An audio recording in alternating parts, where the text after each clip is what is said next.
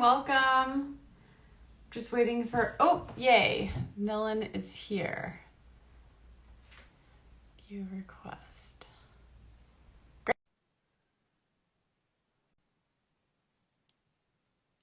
Hi, Milan. Were you able to join? Oh, yay, there you are. Hi. Oh, I can't hear you guys though. Let's see.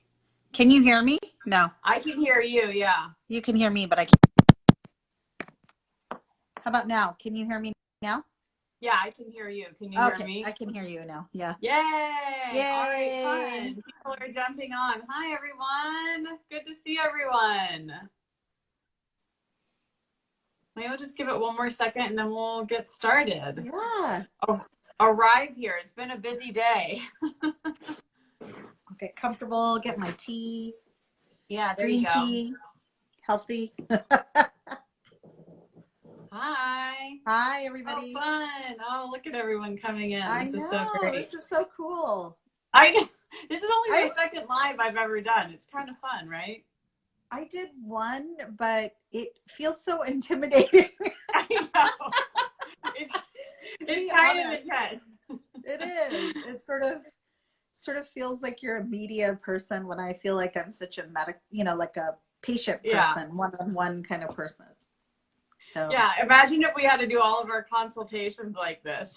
oh, I just think about the folks who are really out in media, like how do Yeah. they, do this day in and day out? I feel like I'm on, being on camera is a different experience, and I'm kind of more of a I wouldn't say I'm an introvert, but I feel like I'm just such a, you know, small audience type of person. Yeah. Yeah, I hear that for sure. I kind of agree. It is it's yeah, I think it's energetically like a pull, when you're constantly having to be viewed by the public. Like, some of these Instagram influencers have 300,000 followers. It's a lot of people to be looking at your life every day. It's big stuff. Yeah. Well, we're not here showcasing our life. We're here showcasing our work, which is Yes, part of our life. exactly. Well, we'll jump into it. So thanks so much for joining me today. This is a little Instagram live that Milan and I are doing in honor of Women's History Month.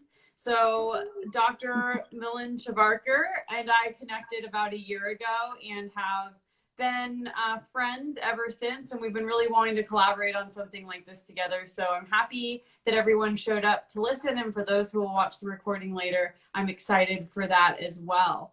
So I'll let you give a little bit of information about your background, but you have such an awesome background in women's health, and it just seemed like really a perfect time to feature you and your work in the middle of Women's History Month. And yeah, bringing you to the spotlight because you're awesome. Oh, thank you. Yeah. I just stumbled on women's health when I was in college at Berkeley, and I think it instigated a lifelong passion for me. I started my career as a nurse midwife, and in helping women realize their families needed help, and so I did a sort of more education and became a certified family nurse practitioner, and have been functioning in women's health and family medicine in a conventional sense for, well, if I start saying 20 plus years, I start sounding old. So, but yeah, it's Age been that brings long. wisdom. Age brings wisdom. It's all Age good in brings this wisdom, field. yeah. But there's never a time to stop learning, because I decided, sort of moving through my women's health and family medicine journey, that we have to do better in conventional medicine, and we just aren't. And we just keep seeing our population get sicker, and we see more diabetes, more hypertension, more cancer. And so, sort of in that forever learning that I'm in, I, I, I could not offer them the conventional medicine that I'd learned could not offer them a solution to fatigue, or weird complaints that I would get, sort of tingling in fingers, and headaches that no matter what I did didn't really go away. And that was when I just started realizing I needed to push the bar and find better solutions for these folks. And it really came down to working on lifestyle, and working on supplements, and working on nutrition. And that was when I realized we just are missing the ball in American medicine. We are focusing on the pill pushing and, you know, the treat it and street it sort of model. And that's not what people need. And I specifically decided last year that I'm done. Like, I need to do something completely different in a way, in a model that really helps heal people, find their true, you know, true cause of their, you know, issues, and how do we remedy that and reframe the way we provide healthcare. And so I decided to do some education and more education. I'm forever always in school. My husband likes to tease me about that. And now I'm just finishing up my certification in the Institute of Functional Medicine, looking at root Yay. cause, and really now opened last year, which is when we connected an Yeah. integrative medicine practice as a nurse practitioner. So it's been an exciting journey, and I can't tell you the kind of work I'm doing right now. I'm just completely in love with it. I've always loved my patients, but I love the work I'm doing with them now because, and I think they love it more because they're really getting that deeper connection, which I think the healing connection, which we provide, and resources, and really looking at what's truly, what change truly can they do to affect their health and maintain their health. Yeah, And then prevention. That's the other thing. Yeah, prevention. right. Yeah. It's got to be such an interesting thing for you, having such a long-standing career and kind of the conventional path, to now be able to implement all of these modalities that you're learning about in a new system. So you have all this great experience, and now you get to apply all this kind of holistic mindsets and framework to the work that you're already doing. Has that been a fun part of your journey, kind of adding that in? It's a little overwhelming sometimes. I mean, which is why I reach out to people like, you know, you, who are so experienced in herbal medicine, because really, you know, that has been the missing piece, I think, for me. And I wish I had learned more herbal medicine. I did, you know, a little bit as a midwife. We do get that foundation in using herbal medicines, but not to the extent of, you know, being able to do, you know, what you do. So I'm glad to have you as a resource, and I'm learning from folks like you. So, but integrating it is just fabulous. I just can't say how glad I am to be on this journey. Oh, well, that's so, and I feel so honored that you want to collaborate with me and work with me. So no, I feel honored that that you want to collaborate with me. You know, we're in a we're all good here place together. Yeah. Mutual joy about it. So I'm a little interested because you have such a long history in conventional women's health. What were the areas you were seeing really lacking in terms of women's health in the conventional system, and how do you see that kind of shifting now that you're able to work with people in a more integrative setting?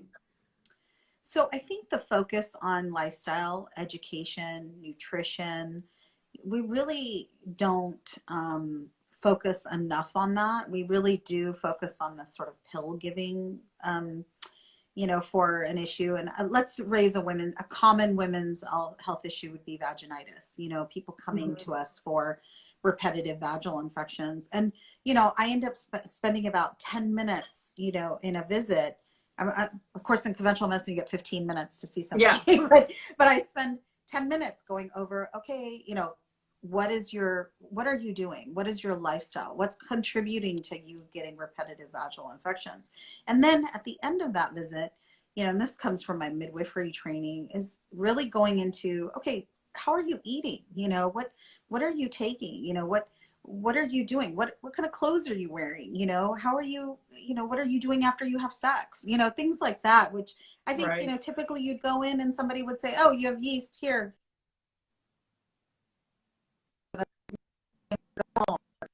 Now we're down to a pill, which so many people ask me, you know, oh, that I want that one pill for yeast infections, and I'm always those, you know, 50% of them come back because it's not gone. You know, that pill is right. Not treating the issue. So, well, right, it goes away for a little while, and then you see it coming back again, and then it's this cycle of like, well, it's gone, and now it's gone for a little while, and now it's back, and you see that with my clients as well. It's just goes away for a little bit and then returns. So then you take that to the next level in a functional medicine perspective, and you would be wondering what's going on in the vaginal microbiome. You know, what do we need to be doing to affect the GI, the gastrointestinal microbiome, and what about all the other microbiomes? You know, we now know, even with COVID, the lung microbiome has become a really important factor as to whether people would have a more acute form of COVID. So this is where I think the deeper issues, where I would say to folks, oh, if you're eating a lot of sugar, if you're having soda every day, that might be an issue with having a yeast infection, but it really could be a bigger issue with immunity and, you know, not just the diet, not just the exercise. What are you doing after sex? You know, do you wash up with a little water? You know, that kind of thing. There's a lot of deeper issues to somebody who's having repetitive yeast infections. So that's just one example, but I think that's where I love that the functional medicine has sort of added in that other layer where I'm really looking at, you know, one step deeper to help those folks who, you know, first level would be follow these guidelines, and, you know, that resolves 80-90% of my patients with repetitive yeast infection. But then there's those folks who just can't get rid of it. And then what, you know, what do we do for them? So that's a very simplified, you know, case of what I would be treating. But, you know, it gives you an idea of sort of where I think the functional medicine or the integrative medicine aspect can really be profoundly important. And think about it, you know, we blow off a yeast infection. I'm sorry, we've all had yeast infections as women. That is not a fun thing to have repetitively. No. At all. That is, no, I mean, it's definitely like impact your lifestyle and your mood and a lot of stuff. You're not as active. Maybe your appetite's suppressed. Maybe you're irritable all the time. It's really hard to live with that kind of discomfort on a regular basis, you know? And how many visits are women going day in and day out for that, you know? And thank God we made that. When I started my career, of course, you needed a prescription for clotrimazole. Thank God it's over the counter now, and women can go to the pharmacy and get something like that for themselves. But let's face it, there needs to be a deeper conversation there for our women. They deserve a lot more when it comes to their health care. And we're missing the ball on that. You know, we see it 15 minutes, here's your pill of diflucan and bye. You know, there's a deeper issue going on and for a lot of them, and we need to address that. Yeah, because you're not getting the time or the space in the conventional setting to ask those deeper questions. And, you know, is that even something that comes up? Do clinicians often stop and say, hey, I've seen this person 10 times in the past 2 years. Let's look at the deeper cause, or do they just kind of keep prescribing the medications and carry on? It could be what happens in our system too, is that you get punted around to different people, right? So, you know, you will see a different provider every time. We don't have that system where people have a relationship with their provider. How many times have I seen women, you know, they come in now, I think we were talking about issues in women's health. I think you were going to ask me about the segueing into your question, which is which you were going to ask me. You're upward managing the interview. That's great. I love it. about what I see in our women's healthcare, and you know, now we went to a every 3 to 5 year PAP schedule. So our younger women are really seeing us every 3 to 5 years because they're busy, or unless they're pregnant. You know, they're really not seeing a provider regularly. And I think most women don't enter primary care until they're, you know, 40 plus and they start having chronic disease. So between, you know, 16 and 40, women are really only coming in when they have an issue and not really for routine care. And I think that's the deficiency, where we don't address lifestyle, diet, you know, your nutrition. Going your life profoundly when you're, you know, 20, when you're 40. All that base information is really important between 20 and 40, and yet we're seeing them less, right, for prevention. Well, and you're not able to kind of intercede and get to them when they're out. I know, I remember when that shift happened, and I was not happy about it. It was like, you know, I don't know other women's experience, but my gynecologist, who was a nurse practitioner, was always my favorite provider. She was the one that always listened to me the most. She sat with me the most. I kind of treated her like my primary care provider, and I for sure went in every year to see her. And it is a big shift. I hadn't really thought about that, but switching it to every 3 to 5 years, you really lose that ability to have that continuity in your pace, in your case with your patients. And you're right, like where's that ability then to intercede if you see a lifestyle indicator that could lead to a problem later on? You're not seeing them then until the problem has arrived. You're not seeing them at the onset of the problem.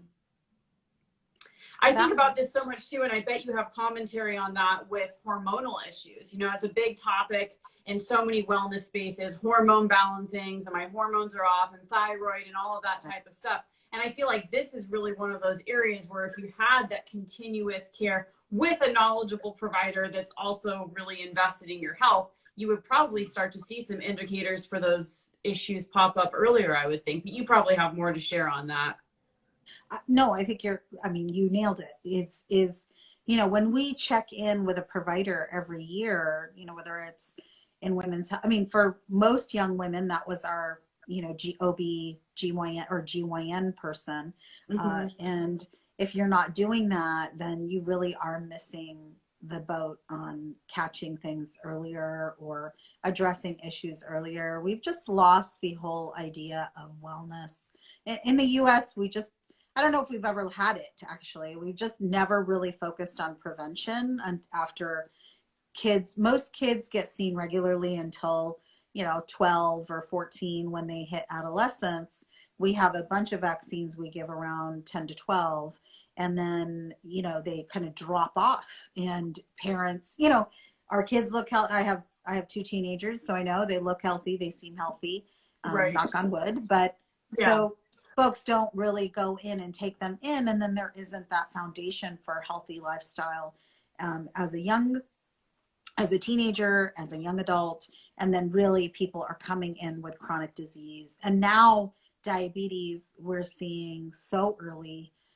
I know I've seen young adults with pre-diabetes and diabetes as early as 25 to 30, where they have, you know, some acute symptom, go to the ER or go to the urgent care and find out that they have hypertension or diabetes. So that's kind of, we've already lost that time period between, you know, 14 and 25, Right. where we could have kind of given them some clues on how to stay healthy. So, and then at 25, if you're being diagnosed as a young woman with diabetes or hypertension, I mean, you know, we're facing something huge here, because we're looking at a lifelong of acute or I mean, sorry, chronic illness, and it could impact Mm-hmm. fertility, pregnancy, all those issues as well. So yeah, it's and we're seeing this more and more. So it's um, you know, it's my concern that we really need to move towards a system of prevention and wellness, Mm-hmm. and that is sort of Mm-hmm. what I think. Even though I am getting folks with chronic issues and generally so far in my integrative medicine practice, most of the folks are, you know, 35, 40 and plus up. I would love to see folks who are younger who really want to prevent illness, who want to preserve, you know, I'm moving into holistic fertility now, so who would like to preserve fertility or enhance their fertility. So when they're ready to get pregnant, they are in good shape to get pregnant and be moms, you know, Yeah, and that's great. I mean, dads. yeah, sign me up, right? Well, I'll sign up. Yeah, tell us a little bit more about this new training you're doing and what that's going to enable you to start offering. So this is a program that I'm taking with a well-known naturopath actually in the Bay Area, and her name is Omatma Simmons. And so I'm learning holistic fertility from her, and she's a very busy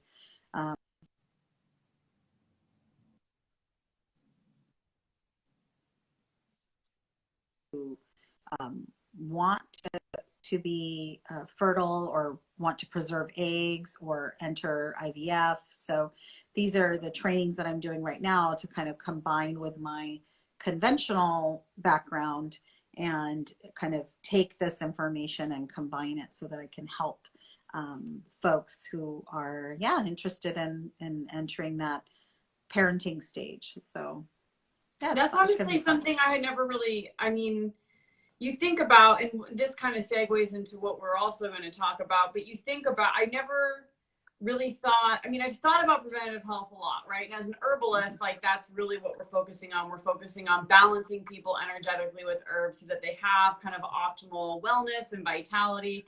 And it's really, I mean, of course, there's acute situations too, but we're really focusing on preventative health. But I never really thought about fertility in that way, is something that you kind of care for and nurture so that it's ready when the time comes. Like culturally, and I've heard this so many, I'm 36 now, and I have so many people have said to me, oh, well, you know, you don't think about it until you start trying, and then you don't know what issues are there until you start trying. And you're right. And even culturally, it's this kind of idea that, well, let's just brush that off until I get to the point where I'm interested in tapping into my fertility and then discover what's going on. But I really like what you're saying about having it be this preventative mindset where we're looking at caring and nurturing and honoring our fertility all the way up until the point where we choose to go that route if we do in our lives.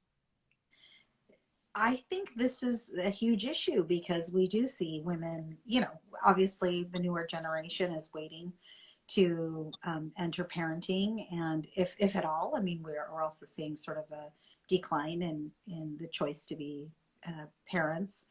And so that even more so is an important for us to address that.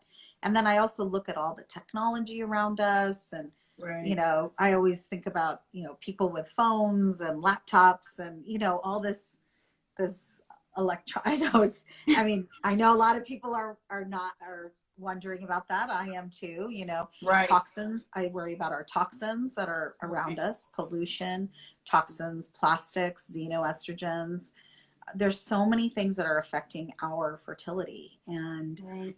we see it with the surge. And I think I was watching the news. I think we just hit our highest twin rate ever, and Wow. it's a testament. It's a testament to the IVF, the amount of people getting IVF, because most of the twins are born.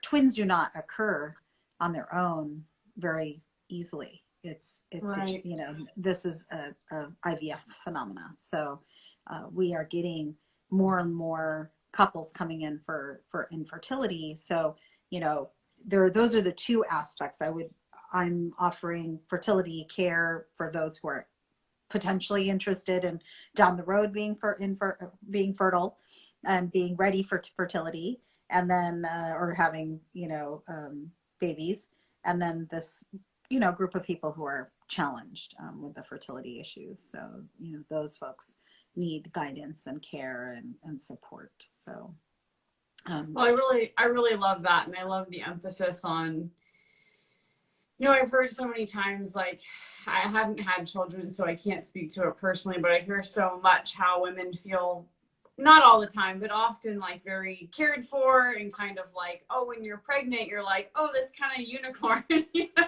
that everyone's treating nicely. But I really like the idea of kind of focusing that energy on yourself even before you have children, or if you never choose to have children, but kind of looking at this fertility as like this gift and this part of you to honor whether you choose to use it or not, and really, you know, honoring it all along. I think that's a kind of a really neat outlook to have on it.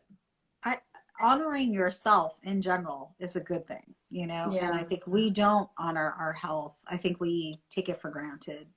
And Right. especially, I think, especially in the US, we have a really go-go culture. We Yeah. don't have, you know, you look at other cultures, they really have that time for reflection, meditation, you know, whatever spirituality, you know, pursuit you have. I think honoring what we have, being grateful, you know, Right. and to end taking care of ourselves. I think there's other cultures that do it a lot better than we do, and we need to focus on that, because that is the true sort of, that's the truth is that our health is a reflection of how we take care, how whether what disease we have or don't have is a reflection of how we're taking care of ourselves. And the Mm-hmm. way we take care of ourselves is important, and we don't reflect enough upon that, is what I want to say. If you had to kind of I know it's interesting. And as an herbalist, you get this question a lot. It's like, what herbs are best for this? What herbs are best for that? And I know it's, I mean, yes, of course, we have our female centric herbs like raspberry leaf and shatavari and herbs like that, right? But so much is specific to the individual and the individual's constitution that you're giving the herbs to, that there is no kind of one blanket statement about which herbs may be best for women per se, right? And just how women express many different expressions of women. So obviously you can't like blanket that in one statement. But if we, you know, we talked about how we were going to talk about like pillars of health overall, right? And our kind of conversation leading up to this was, well, it's not necessarily about women's health, right? It's about overall health and wellness and about how much of our general health links back to these very kind of simple pillars of taking care of ourselves and being mindful and honoring ourselves. And I don't know if you have some thoughts on like what some of those pillars are that you can share with people so they can walk away with some of your wisdom and insight on that. You know, most of the lifestyle gurus have about 4 or 5 things that they would pinpoint, and you can see this in the research and evidence. And that is, we know, you know, we always hear about diet and exercise, you know, and I think there's, I don't like to use those words. I like to use the word nutrition. How do we, how do we feed ourselves? How do we get the nutrition we need from our food to optimize our health? That would be really one key pillar, and you can't get away from that. And I know we have systems that are preventing us from getting adequate nutrition, and I think, you know, we have mass produced GMO and all that stuff, but you know, eating organic, food inaccessibility to food too, right? Like how many people have a lack of access to foods that are truly nourishing to their bodies. Yes, and we do have those regions where, you know, our inner city urban areas, or even our, you know, rural areas where they don't have access to you know, we're lucky here in the Bay Area, we're lucky in California, we get access to a lot more fresh fruits and vegetables than the rest of the country. So I think having vegetables, I mean, it sounds so simple, right? It sounds like what your mom always said, eat your vegetables, but really having the rainbow color of vegetables and fruits, that is really the big move as far as nutrition. And so I just remind everyone, even for breakfast, what could you add to your breakfast as a vegetable? It would just be so much more powerful if you had that at 3 meals and not just 2. So that's kind of one tip that I've been giving. The second would be sleep. I mean, it sounds so simple, but rest. We need rest. You know, we need time to slow down. And our technology, our phones, our iPads, you know, all these things in our room while we're sleep, right before we sleep, is a big issue. And I think it's really preventing a lot of people from sleeping well. And that's blue light stimulation. So I don't like the word exercise. I like the word movement. And I think movement is moving all to, you know, just moving. And I love, you know, I think the one piece of technology, which I'm actually kind of grateful for, is the wearable fitness trackers. I feel like they really do get people moving, and I see people more moving. But then there's another obsession there that comes with checking the fitness trackers. So, you know, if you could focus on movement, I think there's, like mine, I wear a Aura ring. It allows me to see how much I'm moving. So I don't focus on the steps. I focus on the movement, just moving throughout the day. And I think there's so many forms of movement that are, people get wigged out by, oh, I have to run this much, or I have to do this much cardio. And I'm like, you know, get on the floor and do some stretches, do some yoga.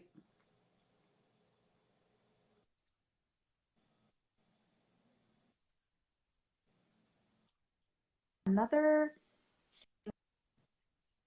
we already talked about this idea of reflection and peace and meditate. I think meditation, I think, is a really important pillar of health. We really need to spend about, you know, I think even 10 minutes a day where you're just quiet, I think really helps with lowering cortisol. I think the research is there to lower cortisol levels and lower stress. And so that is something that I know I'm working on daily. I tell all my folks who see me to work on daily, it's such an important part of health and wellness. And then the last one is just having fun. Like I just feel like, especially this year, we just really have not had as much fun as, because we were all inside. And I think we all know now how important it is to engage with others, and Right. that adds to our life, and that does add to our health and add to our uh, healthiness factor. So I think that is another key element or pillar of life, health, wellness. And so I just try to always ask those 5 questions of all my patients, because it's such an integral piece to health. And I could give you whatever herbs or supplements or guidance, but if I'm not working on those 5 pieces with you, then I'm not helping you advance in your health. So Right. Yeah, and getting to the point too, you see so much, and this is part of what I always try and focus on with clients, is getting people to a place where they can see the areas where, life is a constant balancing game, right? We're not like all perfect at any moment and everything is ebbing and flowing, but getting to a place where you can viscerally feel inside of yourself, man, I really need to move. Like, I haven't moved in a little while, and I can tell my mood is affected, and I can tell my digestion's affected, and I feel kind of sluggish, and just tapping into that inner sensation of, oh, this is my body telling me I need to move a little bit. And you see it so much in nutrition too, right? Just naturally getting ourselves to a place where, of course, we're craving the things, like, for me, it's always chocolate chip cookies. That's my number one, right? But also getting to that place, not taking the chocolate chip cookies away, but getting to that place where it's like, oh, I could really, like, my digestion really feels like it could use a salad, or I feel like I haven't eaten this food group in a while. So kind of getting ourselves to that place where we can recognize, oh, this is an area where I need to pick it up a little bit to achieve the balance that I'm going for. it comes to having that mind body connection, which Yeah. I myself struggle with because I'm busy, I'm seeing other folks, I'm in my head, taking care of Yeah. other people. And being in your body, having your mind and body connected and being in your body is really important. And that gives you that self awareness of, oh, I haven't eaten a salad today, or I haven't moved today. Because you're not in your body, then you're not going to feel those sensations. You're not going to understand what's happening and what your physical presence needs, your physical body needs. So uh, it it is that moment. I feel like meditation does that for me, and connecting my mind and body. And I I feel like we need those moments throughout the day, and we don't Yeah. get them enough if we're moving, we're talking or doing some work, or we're engaged in our computer doing something. It really distances us from the physical, and that's where the physical gets left behind. Mm-hmm. Mm-hmm. Yeah, I've had meditation practices in the past. I can't say that I've been super good about being diligent about them throughout the years. But walking and hiking are a big one for me, like, which is Absolutely. meditative, right? It is So I meditative. find that Yeah. even if I just go for a 10-15 minute walk to get my coffee Yes. down the street in the morning, right? It makes a huge difference on how centered I feel, how grounded I feel, and how my mindset is going into the rest of my day. And you're right, taking that time throughout the day, right? And that's kind of one of the areas we're moving towards in movement anyways. It's not this idea of needing to do this super high intensity workout at the end of the day, but it's just breaking up sedentary time. So getting that little bit of movement in at different points throughout the day, is to saving it, as opposed to saving it for one big expression, at one specific time.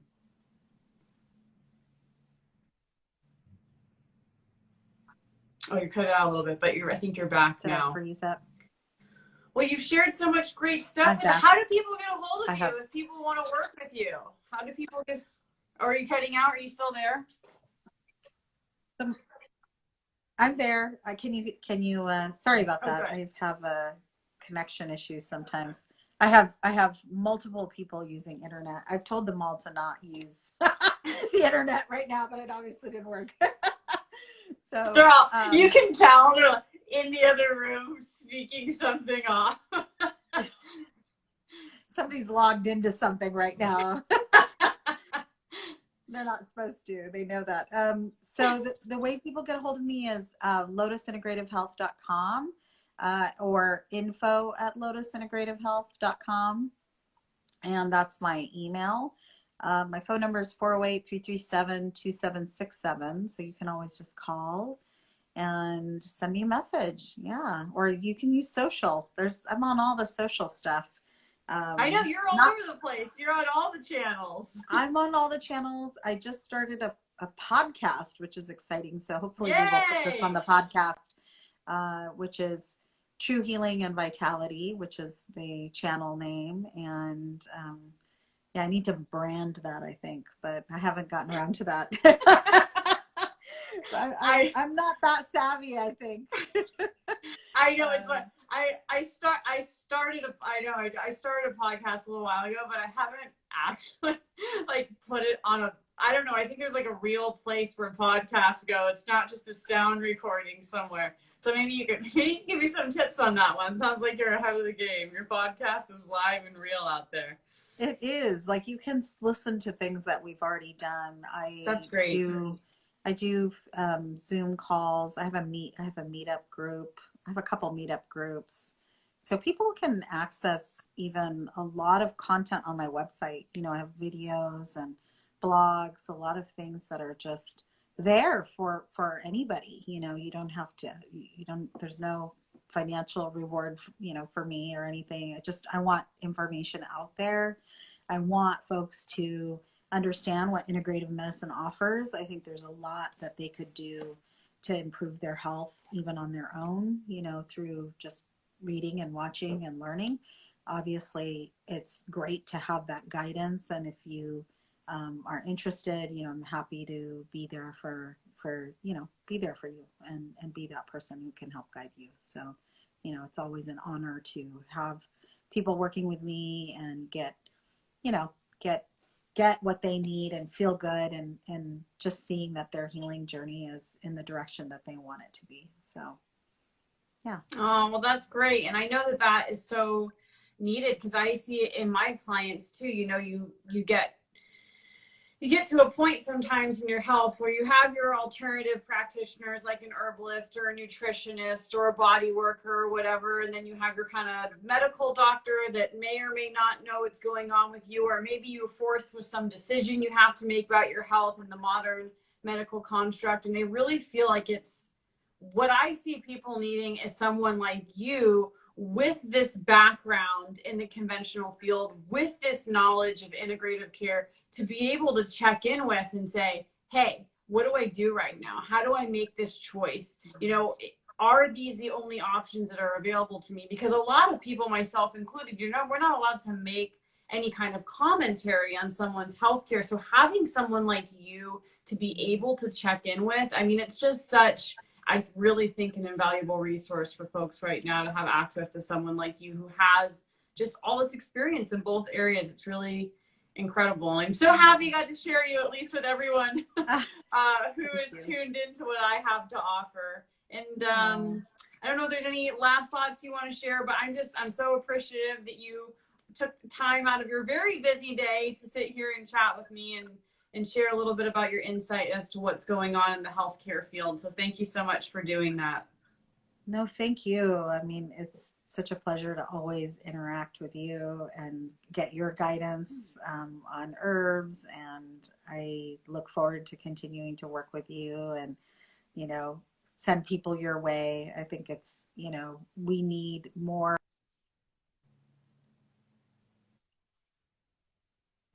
time eventually, but it's going to take some time to get there. It's going to take some time. So, but we're there for people if they need that guidance, you know, and want to do this, you know, as naturally or integrate, you know, with an integrative perspective as much as possible. I think it's great. Thank you so much.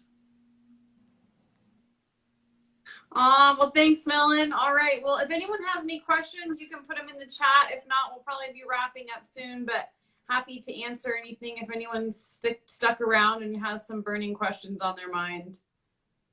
I'm just checking our I know. Do you know how to do that? I don't know how to do checking that. the chat. I don't Yeah. see any questions yet, but All right, great.